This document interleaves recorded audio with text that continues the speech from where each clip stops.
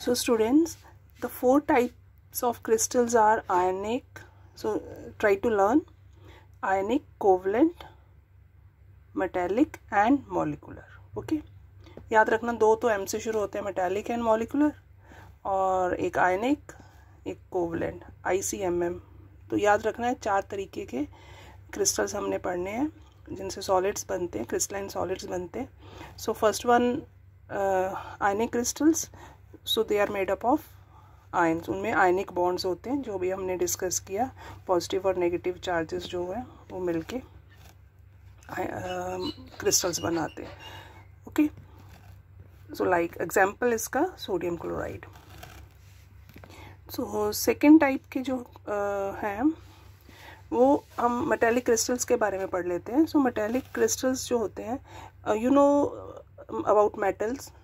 So metals के जैसे कि सोडियम भी एक मेटल है, तो उसमें क्या होता है, उनके आउटर शेल में जो इलेक्ट्रॉन्स होते हैं वो डोनेट कर देते हैं मेटल्स. ठीक है, क्योंकि उनको अपना ऑक्टेट कंप्लीट रखना होता है अंदर वाला जो शेल है, इसलिए वो उनको वो फालतू लगते हैं जो बाहर होते हैं इलेक्ट्रॉन्स. तो अगर कोई साथ में जैसे कोई लेने वाला है, जैसे कि सोडियम क्लोराइड के केस में क्लोरीन था, तो सोडियम ने क्लोरीन को अपना एक्स्ट्रा जो स्पेयर वाला इलेक्ट्रॉन था उसको दे दिया.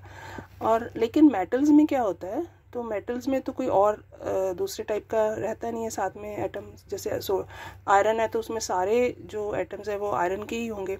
तो उस केस में क्या होता है कि वो अपना जो स्पेयर इलेक्ट्रॉन है वो उसको इंटरमोल जो स्पेस होता है पार्टिकल्स के बीच में, ये देखिए, वो उस स्पेस में वो इलेक्ट्रॉन्स जो हैं वो चले जाते हैं, दे देते हैं अपने.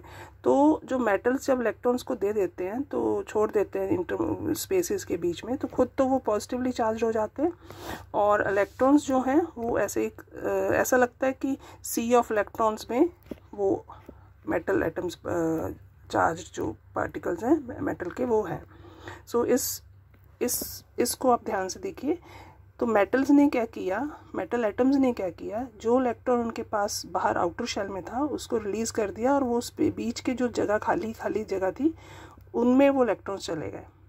ठीक है, तो अब क्या हो जाएगा, इन ये जो जब भी क्रिस्टल्स बनते हैं तो ये सारी जो चीज़ें हैं वो जो फोर्सेस हैं, जो अट्रैक्टिव फोर्सेस हैं, उनकी वजह से ही आपस में जुड़ के रहते हैं. हमने पढ़ा था ना कि अट्रैक्टिव फोर्सेस की वजह से ही वो पास रहते हैं. तो अट्रैक्टिव फोर्सेस जो होते हैं हमेशा किस में होंगे, पॉजिटिव नेगेटिव होगा तो अट्रैक्शन होगी. ओके, तो इस केस में पॉजिटिव नेगेटिव कैसे बना वो आपको समझ आ गया. दोनों चीज़ें कैसे बनी, न्यूट्रल मेटल एटम्स जो हैं वो अपना स्पेयर इलेक्ट्रॉन जो है वो इंटर पार्टिकुलर स्पेस है उसमें छोड़ देते हैं. ठीक है, तो ये इलेक्ट्रॉन्स और साथ में वो पॉजिटिव जो एटम्स हैं अभी पॉजिटिव चार्ज हो गए हैं वो अपनी फिक्स जगह पे रहते हैं और इलेक्ट्रॉन्स बीच में घूमते रहते हैं.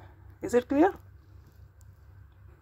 सो definition इसकी, the crystal in which particles are held together through metallic bond. तो इनमें जो बॉन्ड बनता है उसको हम metallic bond कहते हैं. So these are called metallic crystals.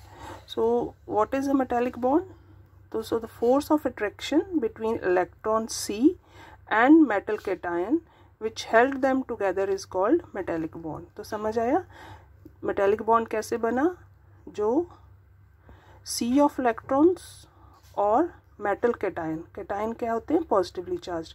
So metal cations और ये सी ऑफ जो येलो कलर के इलेक्ट्रॉन्स हैं इनके बीच में जो बॉन्ड बनता है उसको मेटेलिक बॉन्ड कहते हैं. ठीक है, example of metals iron, copper, निकल, बहुत सारे हैं. ठीक है, सो इसमें ये जो रेड कलर के थे वो मेटल कैटायंस, समझ आ गई कैसे बने. उन्होंने अपना एक्स्ट्रा इलेक्ट्रॉन बीच के स्पेस में छोड़ दिया, और जो इलेक्ट्रॉन सभी ने छोड़े थे वो पूरे उसमें घूमते रहते हैं. ये देखिए, मेटल कैटायंस जो हैं वो तो फिक्स जगह पे हैं, और ये इलेक्ट्रॉन्स जो हैं सो दे कीप मूविंग. ठीक है, तो ये जो बॉन्ड बनता है इसको कहते हैं मेटेलिक बॉन्ड, और ये क्रिस्टल्स जो बनेंगे वो मेटेलिक क्रिस्टल्स होंगे. Is it clear?